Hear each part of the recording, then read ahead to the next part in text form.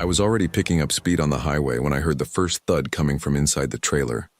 It wasn't the typical sound of cargo settling after a turn.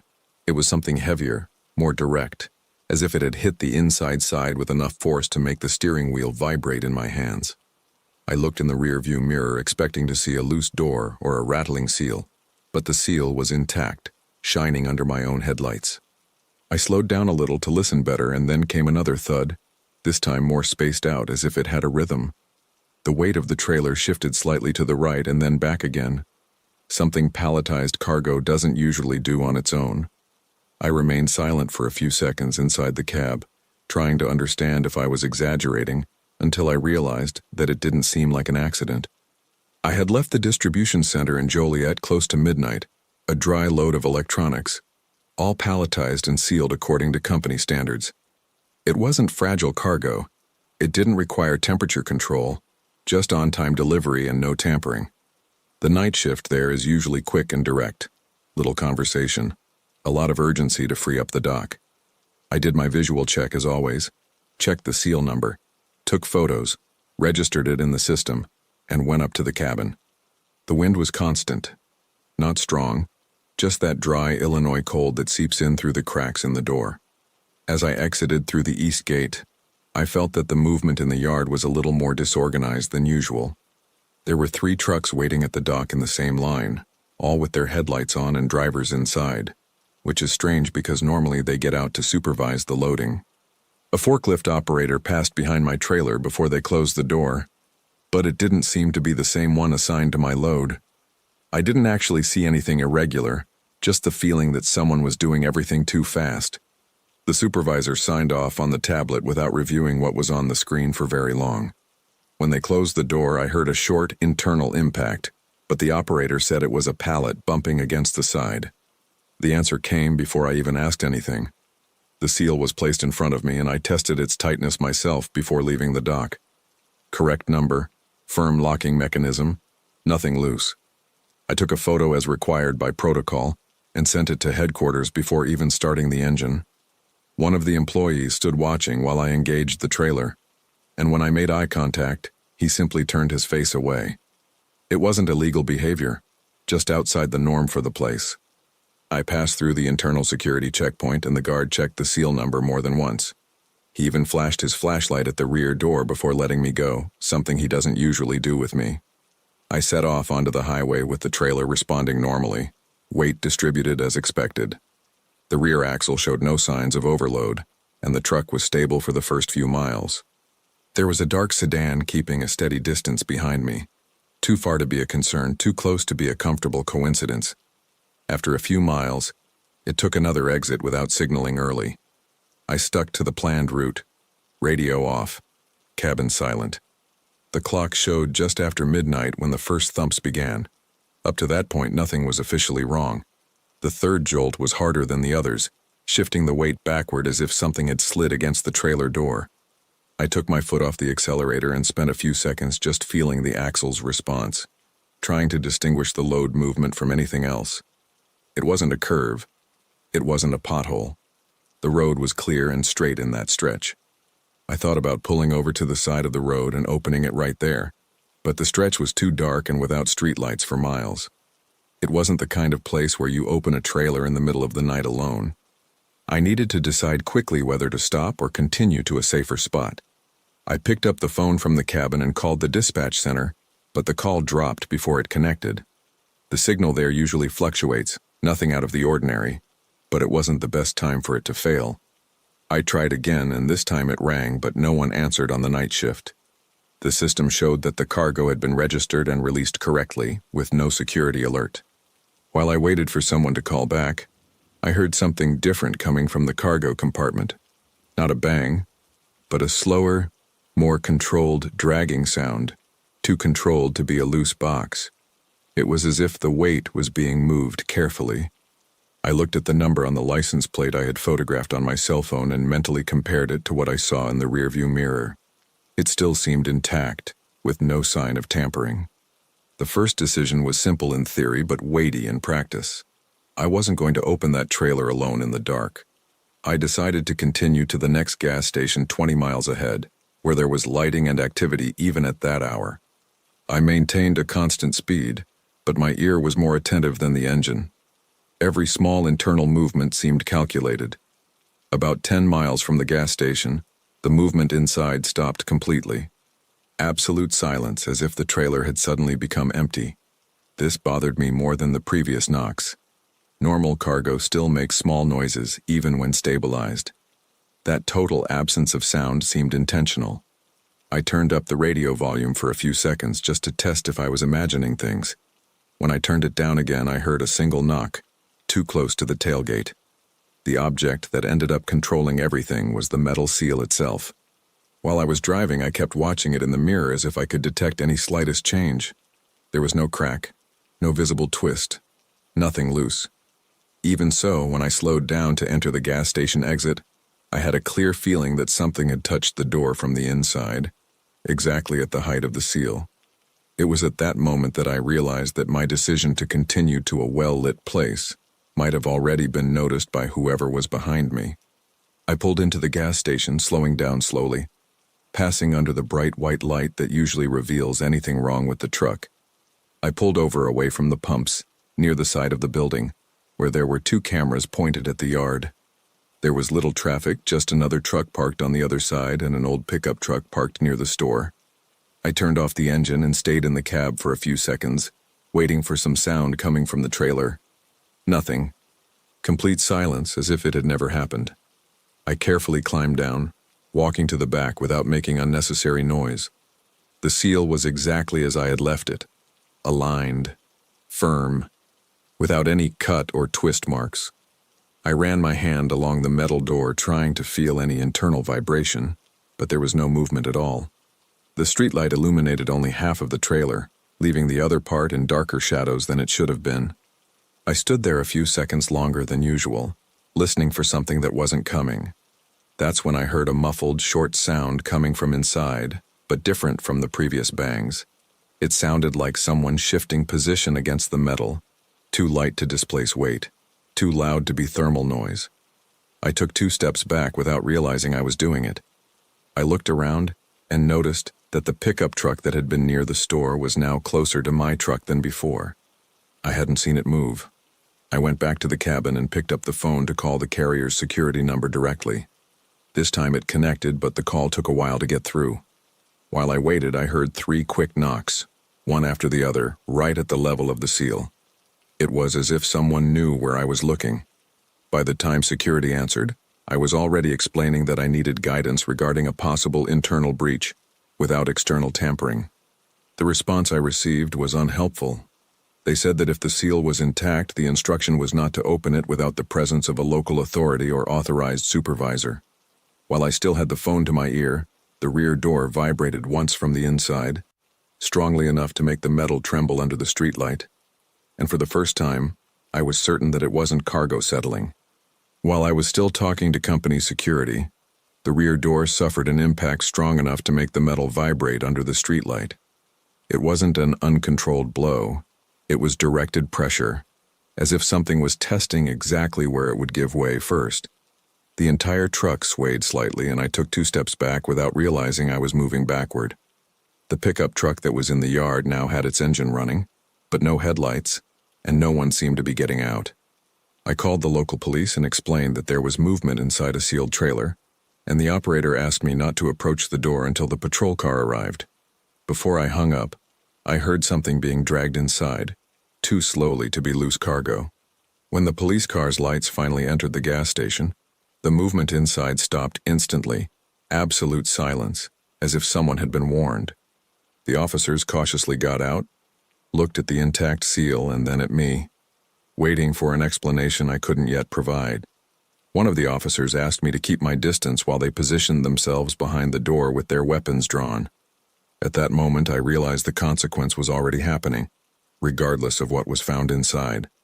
I hadn't opened the trailer, but something back there had already decided to leave before any authorization, and the seal remained too intact for that situation. They cut the seal in front of me and opened the door with their guns drawn, expecting immediate resistance. At first, there was nothing but the palletized cargo exactly as it appeared in the documentation. aligned and seemingly intact. One of the officers went up first, shining a flashlight between the pallets, while the other provided cover outside. That's when they found the open space between two rows that didn't appear on the manifest, an improvised corridor in the middle of the cargo. There were clear marks of movement on the metal floor and signs that someone had been there long enough to rearrange boxes. There was no one inside when they finished the inspection, but there was enough evidence to turn it into a formal report. The report noted a possible breach before the final sealing, and the company was notified that same morning. I was escorted to the distribution center for a complete reinspection of the cargo under camera and state supervision. Some of the pallets had to be recounted, and 2 had broken internal seals, although officially nothing was missing. The police checked footage from the station and confirmed that the pickup truck left the location minutes before the patrol car arrived. My name remained linked to the incident until the conclusion of the internal investigation, even without proof of direct involvement. I continued driving after that, but I never again left a night distribution center without suspecting what might have gotten in before the seal closed.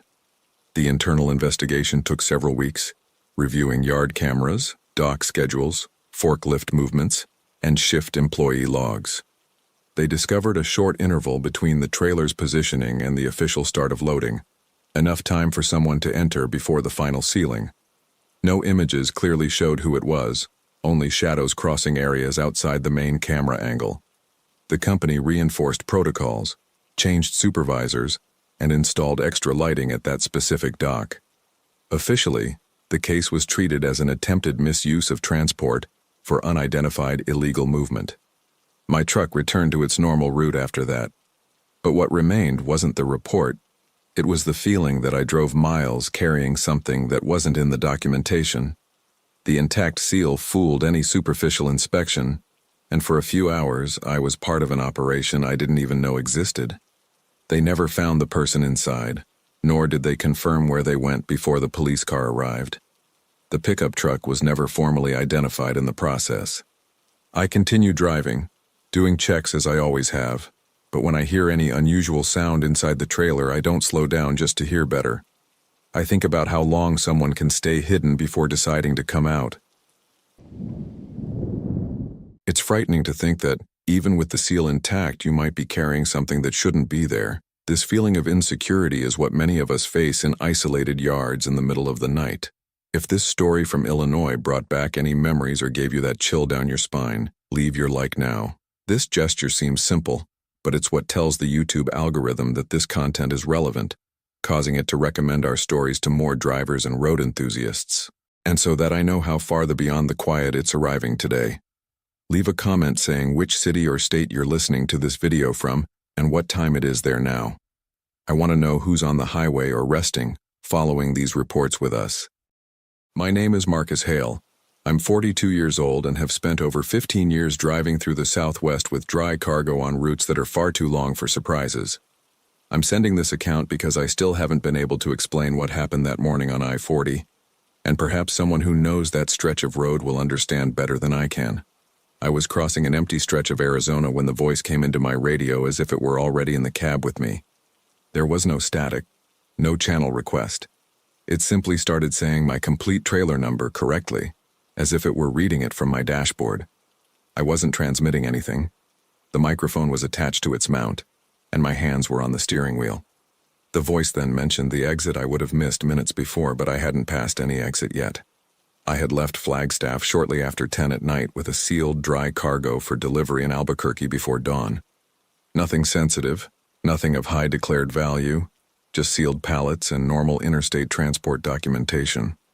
The stretch of I-40 in that region is usually empty after 11, especially during the week. The weather was stable, a light crosswind and clear skies, good visibility for miles. I maintained a constant speed and the radio was on low just to pick up on the movement of other drivers. There was practically no one talking on that frequency. The CB radio isn't sophisticated equipment and interference happens all the time in the desert. Sometimes you pick up fragments of distant conversation or atmospheric noise, especially near elevated areas. But that night the channel was too clear, continuous silence for several minutes. No trucks requesting road conditions, no alerts about mobile patrols, nothing. That in itself was unusual for that time of day. When the voice came in calling my trailer number, I was already aware that the channel was too quiet. I mentally reviewed my route to confirm I hadn't missed any exits. There were still a few miles to the next relevant intersection, and the GPS confirmed the correct route. Even so, the voice repeated that I had missed the correct point and needed to return at the next opportunity. The tone wasn't aggressive or friendly, it was direct, almost bureaucratic. It sounded like someone reading standardized instructions. I looked in the rearview mirror searching for a specific vehicle behind me, but there were only headlights too far away to identify a model. I tried to respond via radio to understand who was speaking, but when I pressed the button to transmit, the frequency went silent. No static, no voice feedback, just total silence while I held the PTT. I released the button and the voice returned immediately, saying that I didn't need to confirm anything. It no longer sounded like a conversation between drivers. I had never heard anyone block transmission like that on a regular open channel.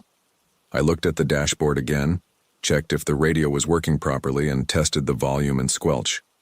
Everything responded normally, except when I tried to speak. While I was doing these tests, the voice mentioned the type of cargo I was carrying, not with technical details, but enough to indicate that it knew the final destination. I hadn't mentioned this on the radio at any point, and up to that moment, I was still alone on that highway. When the voice mentioned the final destination of the cargo, I felt that kind of chill that has no relation to the desert climate. I hadn't announced my route on the radio, I hadn't spoken to anyone that night, and yet someone knew where I was going. I considered the possibility that someone had overheard a previous conversation back in Flagstaff, but I hadn't even used the channel there. I looked again in the rearview mirror searching for the nearest truck, but the road remained practically empty. The only constant was that overly clear voice coming through my radio, as if it had priority over any other signal. I decided to test something simple before making any sudden movements. I turned off the onboard computer completely for a few seconds, just to see if the transmission would stop completely. Silence returned to the cabin. Steady engine, tires on the asphalt, nothing but the normal noise of the road. I turned the radio back on and, even before adjusting the volume, the voice returned saying that I shouldn't turn off equipment in isolated areas. That no longer seemed like a technical coincidence. It seemed like monitoring. My first reaction was to think about temporarily changing course, leaving earlier than planned and stopping at a busier gas station. But changing course in the middle of the desert also creates a strange pattern if someone is following. I maintained the course for a few more miles while mentally analyzing the options. The GPS showed a normal route. No alerts, no suggested detour. The voice remained silent for far too long, as if waiting for my decision. I picked up my cell phone to try and call another driver I knew who also drove that route, just to confirm if anyone else was hearing anything strange on the channel. The signal was weak, but enough to start the call. Before it went through, the voice came back on saying I didn't need to involve anyone else. I hadn't even said anything out loud. I pressed the phone button to cancel the call before it went through, not understanding how that could be a coincidence. The object that began to guide my decision was the radio itself. I started to realize that every time I touched it or tried to use any means of communication, the voice reacted. I then decided to do the opposite of my initial instinct. Instead of responding or questioning, I would reduce communication to the absolute minimum. I maintained a constant speed, hands on the steering wheel, radio on, but without any attempt at contact. And it was in this calculated silence that the voice said that I had been followed since before I left Flagstaff. After the voice said I was being followed from Flagstaff, I did the only thing that still seemed logical. I checked my mirrors again, and the distance of the headlights behind me. There was a dark SUV a few hundred meters behind, but it had maintained a constant distance since before the first transmission. It didn't accelerate, it didn't slow down, it just stayed there within visual range. The voice then commented that I didn't need to check the rearview mirror, because the vehicle behind me had nothing to do with it. I hadn't mentioned anything about looking back. It was at that moment that I began to realize that the problem wasn't just the radio. I reduced my speed by 5 miles per hour to test the SUV's reaction, and it maintained the same proportional distance, neither closing in nor falling behind. Before I could make another decision, the voice returned, saying that changing speed wouldn't alter the schedule. The word schedule kept repeating in my head for a few seconds. I wasn't transporting anything out of the ordinary. There were no urgent deliveries registered beyond the usual deadline. The GPS continued to show the correct route with no alerts or deviations. Yet someone spoke as if there were a plan involving my presence on that stretch of road. I tried transmitting again via radio, not to reply, but to check if another trucker could hear my frequency. I pressed the button and again total silence while I held the PTT. I released it and the voice came on immediately, lower this time, saying that insisting wouldn't help. The SUV behind me pulled off the highway at the next exit without signaling in advance. The road was completely empty, as if it had been cleared on purpose. And it was there, with no other vehicle in sight, that the voice confirmed that I was truly alone. After the SUV pulled off the highway and I was completely alone on that stretch of I-40, the voice changed tone for the first time. It didn't get louder or more aggressive, just more direct, telling me to gradually slow down and prepare to exit at the next area on the right. I know that stretch well enough to know there was no marked rest area there, and the GPS showed nothing but desert for miles. Even so, a few seconds later, faint lights appeared in the distance, off the main highway, where nothing should have been operating at that hour. The consequences began there, even before I decided whether to obey or ignore them. My phone abruptly lost signal at that exact point, without any gradual transition. I maintained the speed limit and continued on without altering my route, ignoring the instruction. The voice didn't repeat the order, only commented that insisting on the main route would change the schedule planned for that night. I wasn't transporting anything out of the ordinary to warrant a schedule beyond the standard delivery. When the makeshift lights faded into the rearview mirror, the radio simply went silent, as if it had been switched off remotely. I pressed the transmission button several times, adjusted the volume and connection. Everything responded, but there was no signal coming in or out. The real disruption wasn't the voice disappearing, but realizing that I had continued on the main highway, and yet the feeling of external control remained inside the cabin. I drove another 40 miles until I found an open gas station near the state line, and the first thing I did was pull over in bright light and test the radio again. It worked perfectly, picking up normal conversations from other truckers as if nothing had happened. I asked on the channel if anyone had heard unusual interference in that area, and no one responded with anything out of the ordinary. I called the company's headquarters and reported what had happened, but without a recording or concrete proof, it was only registered as a possible technical failure. The supervisor asked if I had changed my route or made an unplanned stop, and I said no. Even so, it was noted in the system as an atypical occurrence. In the following days, the truck underwent a complete electrical inspection to check for any kind of intrusion or external equipment connected to the communication system. They found nothing out of the ordinary, nor any interference registered in the radio's memory. The strangest thing was that the route log showed a temporary loss of signal exactly at the point where the lights appeared, although the GPS equipment was functional before and after. The company recommended avoiding that stretch of road at night for a few weeks until a safety review. I continued driving, but since that early morning I haven't left the radio on silent for very long in isolated areas. Because when the channel gets too clear, I remember that someone has already spoken to me without me having pressed the button. There was never any official record of interference on that frequency that night, at least nothing that was shared with me afterward. The company treated it as an isolated technical failure and only recommended a preventative equipment update. I didn't change my route that day. I didn't stop where they told me to, and officially nothing happened beyond an unproven report. Even so, when I mentally review every detail, the sequence doesn't fit as a simple signal coincidence. The voice knew my trailer number, knew the destination, and reacted every time I tried to use another means of communication. This doesn't appear in any maintenance report. I continue driving along I-40 when the load demands it, but I rarely leave the radio on an open channel for long periods in the desert. If someone calls my number now, I confirm the origin before answering anything. I never heard that specific voice again, but I also never saw lights off the map in that stretch. What bothers me most isn't having been called by the correct number. It's knowing that someone was waiting for me to leave the main route, and that for a few minutes it seemed they had control over my every attempt to communicate. And on that empty road, too much silence is not a sign of tranquility. I don't know exactly why I'm writing this, but after what happened at that independent truck stop in Georgia, I started paying too much attention to places that used to be just quick stops. I'm 39 years old and have been driving cargo trucks in the South for over 14 years. I've pulled into isolated truck stops in the middle of the night without a second thought. That night seemed ordinary when I parked next to the diner. Dim yellow light, 3 trucks and a few cars scattered around the yard. But as soon as I opened the cab door, I realized no one was really talking. Everyone was standing still.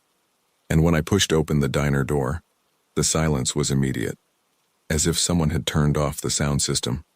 I was coming from Jacksonville with a sealed dry cargo to unload in Birmingham early the next morning.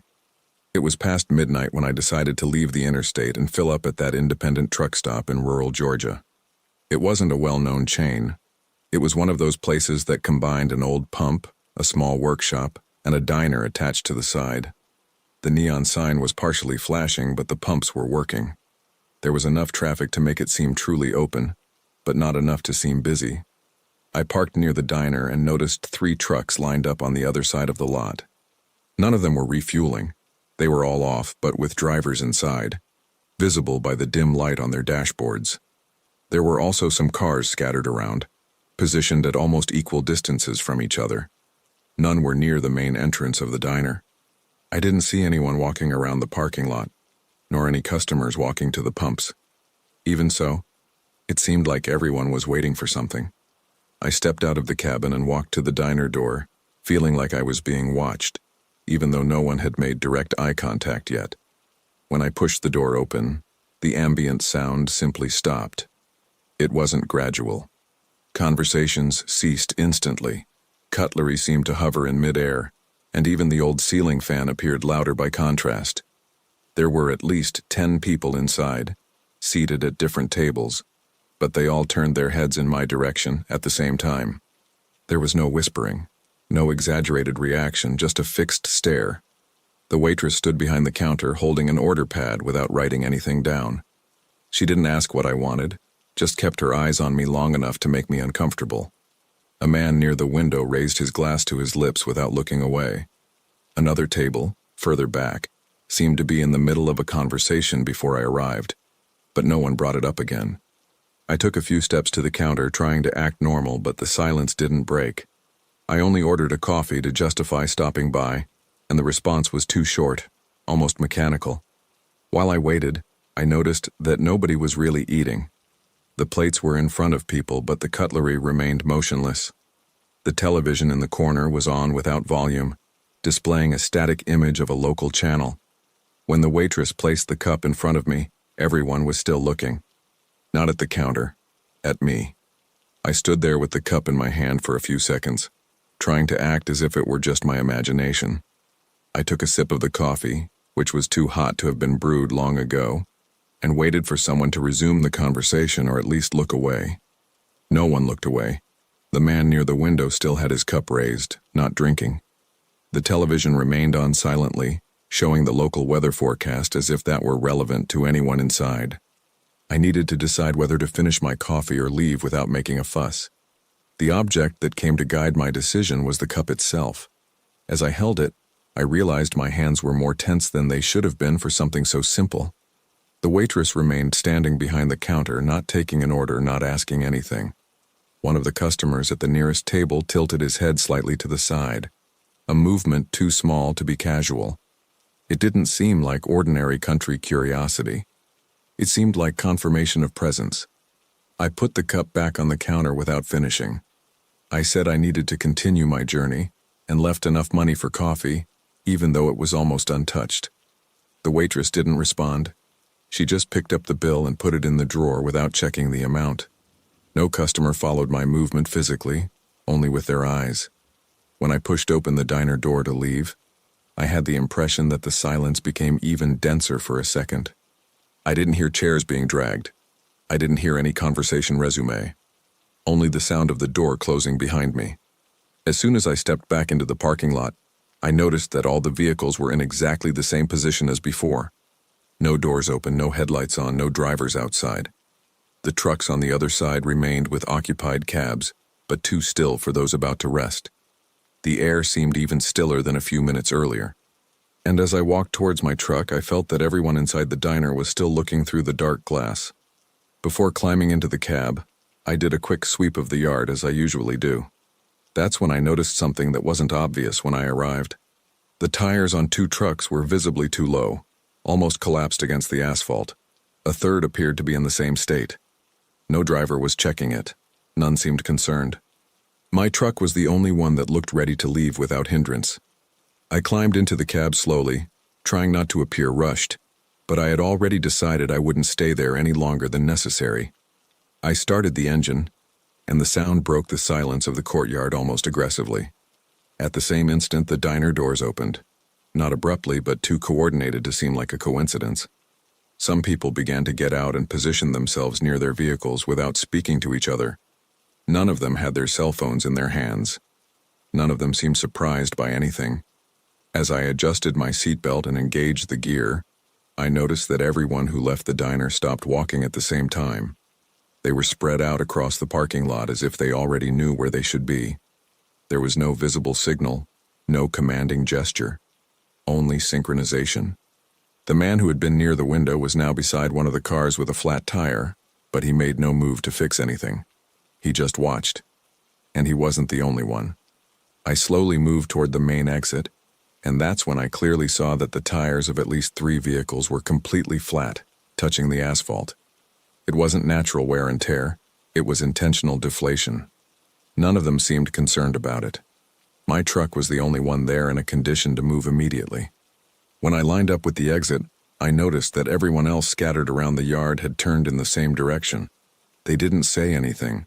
They just followed my movement with their eyes. When I aligned the truck with the exit, I noticed that the pump closest to the road had been slightly displaced off its normal axis, as if someone had recently bumped into it. It didn't completely block the passage, but it reduced enough space to force a slower maneuver. I hadn't noticed this on arrival. I engaged first gear without accelerating hard, but already calculating the exact angle so as not to get stuck there. The moment I started to turn the steering wheel, the people scattered around the yard took 2 steps forward at the same time. They didn't run. They didn't shout.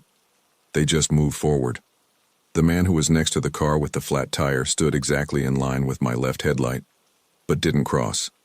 He just stood there, as if measuring distance. The waitress stepped out of the diner door and remained motionless, looking directly at the booth. Neither of them made any gesture to stop me from leaving. None of them seemed nervous. It didn't seem like an attempted robbery. It seemed like a test. When I accelerated a little more to gain space, they didn't back away. They just held their position.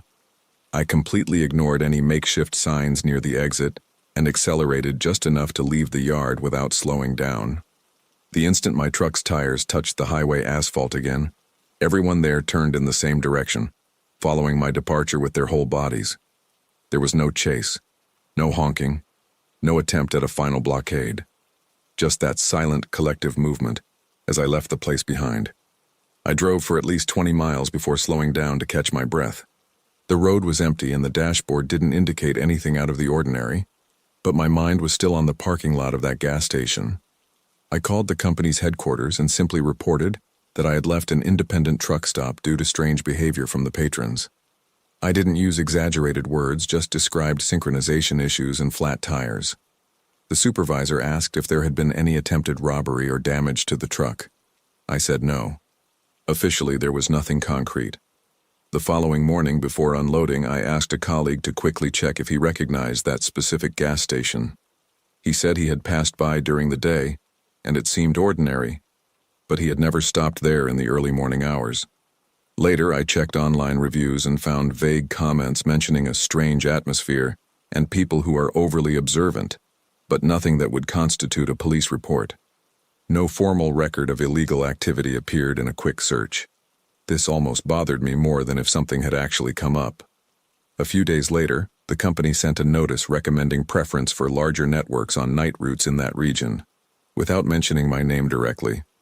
They said they had received more than one informal report about unusual behavior at that specific location. None detailed a direct crime. None mentioned assault. Just a strange pattern of group gatherings. My truck was undamaged. My cargo arrived intact. But since then, I avoid any isolated gas station where engines are left running and nobody seems to be genuinely passing through. I never went back to that truck stop, and I never saw an official report pointing out any irregularities there. It might have just been a coincidence of people waiting for something unrelated to me. It might have been late-night paranoia after driving many miles. But to this day, I can't reconcile the fact that everyone stopped talking at the same time, left at the same time, and positioned themselves in the parking lot as if they already knew where to go. Completely flat tires don't just appear by chance on 3 different vehicles, and nobody there seemed concerned about resolving the issue. I continue driving through the South as I always have, stopping and leaving smaller gas stations as needed. But when I park now, I observe patterns before turning off the engine. If the vehicles are too closely aligned, if the engines are left running for no reason, I don't get out of the cab. That night there was no declared crime, no direct approach, no explicit threat. There was just too much coordination to be considered casual. And sometimes that's enough. The road is never as empty as it seems. If you enjoy following these true stories, don't forget to subscribe. Subscribe and leave your like. Leave a comment. Tell us what you thought of today's stories. This simple gesture greatly helps the channel gain relevance and be recommended to more people. Do you have a story of your own that you'd like to see told here? Leave it in the comments as well. Thank you for your company, and drive carefully.